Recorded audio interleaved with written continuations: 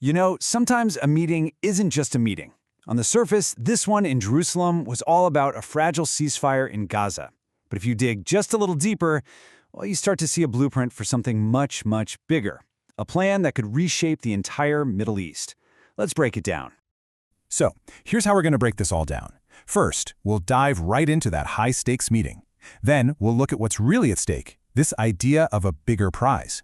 From there, we'll get into the tricky U.S.-Israel partnership, face the tough reality on the ground, and finally, ask that huge question, what happens the day after?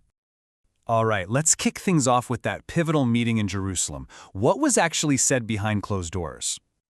Okay, so let's get the basic facts on the table. We've got U.S. Vice President J.D. Vance meeting with Israeli Prime Minister Benjamin Netanyahu on October 22nd. Officially, they were there to lock down that fragile Gaza ceasefire.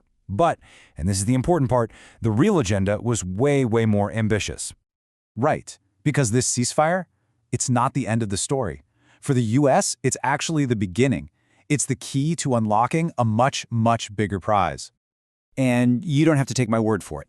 Listen to this, straight from Vice President Vance himself. He said, and I quote, "I think this Gaza deal is a critical piece of unlocking the Abraham Accords." Now, that single phrase completely reframes the whole negotiation. So, what exactly are the Abraham Accords? So, for anyone who needs a quick refresher, the Abraham Accords were those huge landmark agreements back in 2020.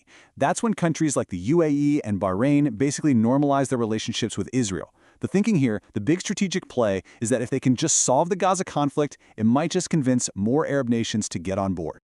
And this is the ultimate goal. This is the grand prize. Vance isn't just trying to broker peace deals, he's thinking bigger. He's envisioning this massive shift, a lasting alliance structure that would completely redraw the security map of the region, with Israel right at the center. But of course, this whole grand vision totally depends on the U.S.-Israel alliance, right? And as these talks really brought to light, there's this deep tension at its heart. Is it a real partnership between equals, or is it something else?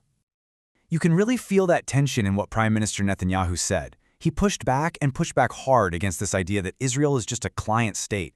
He's obviously very aware of the talk about the U.S. controlling Israel, and he shot it down completely, calling it hogwash.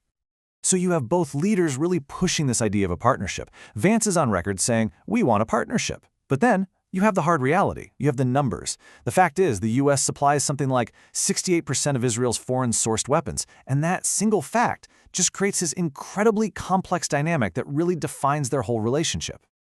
Okay, let's shift gears for a second. Let's move away from the high-level diplomacy and talk about the human impact of all this. Because while the leaders are talking strategy, the situation on the ground in Gaza is just incredibly grim. Just look at this number, 195. That's how many bodies of Palestinians have been returned to Gaza as part of this ceasefire deal. It's just a stark, sobering reminder of the real human cost of this conflict. And when you look at the wider picture on the ground, it's just bleak. We're hearing reports of mass funeral prayers at Nasser Hospital. A senior health official has made allegations of torture on some of the returned bodies, and you're even seeing a breakdown of civil order, with one report of an armed group staging a brutal takeover of a mental health facility.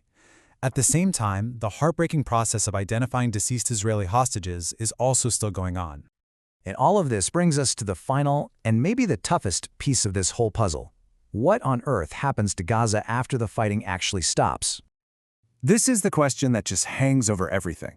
A ceasefire, it's a temporary patch. But trying to create a stable government for 2 million people in Gaza, that is a monumental challenge, and there are absolutely no easy answers. So, what's the plan, you ask? Well, the idea floating around is some kind of international security force, but, and this is a big but, with a firm promise of no American boots on the ground.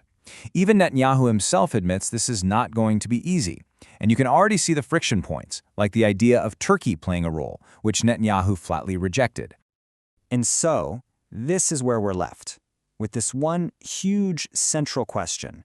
The ambition here is massive, to take a fragile, delicate truce and somehow forge a new Middle East from it. But sitting right between that grand diplomatic vision and the harsh reality on the ground is the immense challenge of Gaza's future. Can that gap possibly be bridged? Honestly, that's the ultimate question, isn't it?